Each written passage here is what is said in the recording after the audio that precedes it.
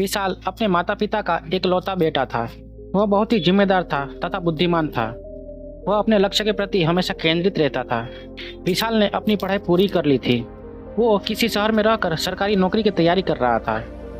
विशाल की मेहनत और लगन देखकर उसके माता पिता को भी लगने लगा था कि हमारा बेटा जरूर एक दिन हमारा नाम रोशन करेगा। लेकिन कुछ समय बाद विशाल दिशाहीन बच्चों के साथ रहने लगा। उन बच्चों का कोई लक्ष्य नहीं था। उन्हें अपने माता पिता के पैसे बर्बाद करने में मजे आते थे। देखते देखते विशाल के स्वभाव में परिवर्तन आना शुरू हो चुका था, जिसके कारण विशाल अब पढ़ाई पर ज्यादा ध्यान नहीं देता था। वो हमेशा उन्हीं बच्चों के साथ अपने समय को जाया करता रहता था। एक दिन अचानक सुबह सुबह विशाल के पिता उससे मिलने रूम पर गए। सुबह के 10 बजे थे। अभी विशाल अपना कमरा बंद करके सोया हुआ था। उसके पिता ने दरवाजा खटखटाया। विशाल अपनी आंखें रगड़ते हुए दरवाजा खोला। उसे देखकर पिता ने पूछा, बेटा विशाल, कल रात ज्यादा देर तक पढ़ाई कर ली थी क्या? विशाल ने कुछ नहीं बोला। विशाल के पिता ने कमरे में अंदर जाकर देखा कि विशाल के कई दोस्त भी सोए हुए थे। उस रात कमरे में पार्टी हुई थी, जिसके कारण शराब की बोतलें और सिगरेट जैसी चीजें विशाल के पिता को देखने को मिली। यह सब देख विशाल के पिता को पूरी बात समझ में आ गई। उन्होंने घर से लाए सामान को विशाल को देते हुए कहा, बेटा मैं चलता हूँ।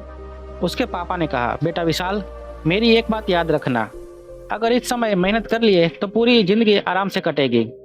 अगर अभी जिंदगी में एंजॉय करोगे तो पूरी जिंदगी मेहनत करनी पड़ेगी। इतना कहकर उसके पिता घर को चले गए।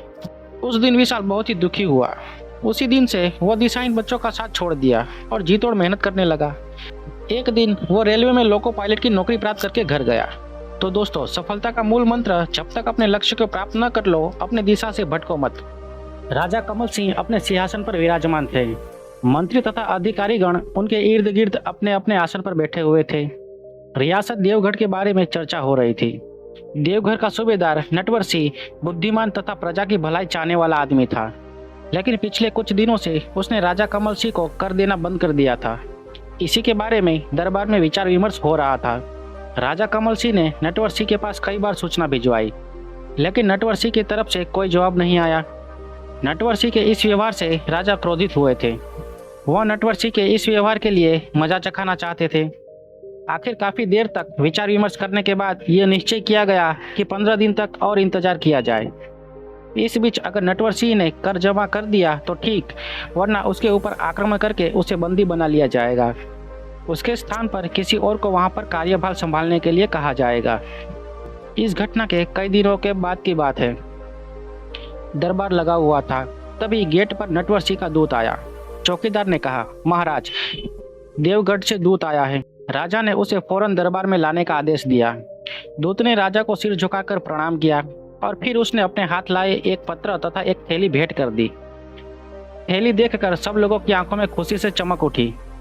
वे मन ही मन कहने लगे, चलो अच्छा हुआ, नटवर सिंह की अकल अपने आप ठीक हो गई। उसने कर भेजकर अपनी मुसीबत बचा ली। सबकी आंखें थैली पर टिकी थी। राजा ने पत्र पढ़ना शुरू किया। उसमें लिखा था, महाराज, गलती के लिए क्षमा चाहता हूँ। परिस्थिति के अनुसार आपकी सेवा में कुछ भेज रहा हूँ। हालात सुधरते ही आपकी सेवा करूंगा। आपका सेवक नटवर सिंह। पत्र पढ़ते ही राजा कमल सिंह की आंखों में खून उतर आया। उसने गुस्से से पत्र को फाड़ डाला। जब थैली खोली तो उसमें टूटे सिक्के भरे पड़े थे। इन सिक्कों को उसने दूत की तरफ फेंक दिया।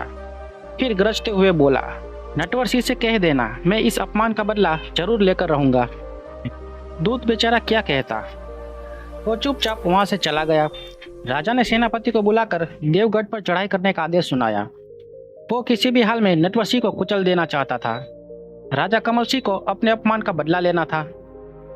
राज्य का बूढ़ा मंत्री बीमार था। जब उसने देवगढ़ पर चढ़ाई करने की बात सुनी तो वो अचरज हुआ। उसने सोचा, क्या बात हो गई?